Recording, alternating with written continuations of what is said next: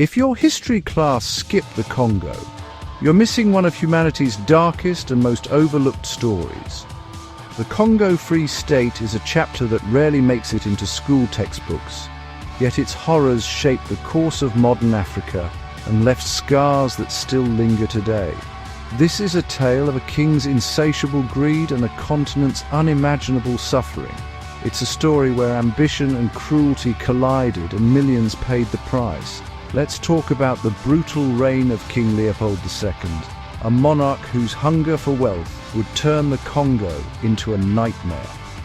In the late 1800s, as European powers scrambled for Africa, King Leopold II of Belgium claimed the vast Congo basin as his own private colony.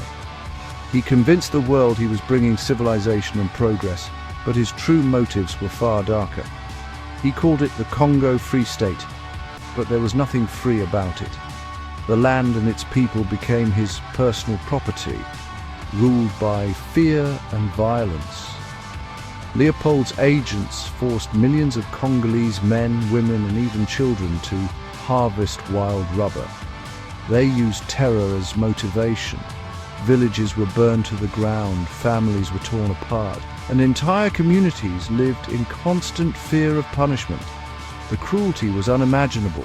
To prove they hadn't wasted bullets, soldiers of the Force Publique were ordered to bring back severed hands as evidence for every shot fired.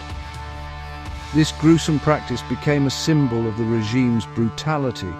It was systematic industrial cruelty, all for rubber profits that made Leopold and his associates rich, while the Congolese people suffered and died in forced labor camps. For years, the world was kept in the dark. The atrocities were hidden behind closed doors, and the suffering of millions was ignored by those in power. Leopold hid behind the mask of philanthropy, claiming to be a humanitarian while the violence raged on in secret. He fooled much of Europe with grand gestures and false promises, but eventually the truth began to leak out. Brave photographers, missionaries and activists risked their lives to document the horrors and smuggle evidence to the outside world. Journalists and missionaries exposed the truth, publishing shocking reports and photographs that forced the world to confront the reality of Leopold's rule. Shock and outrage swept across Europe. Public pressure mounted, and finally, in 1908, the Belgian government was forced to take the Congo away from Leopold, ending his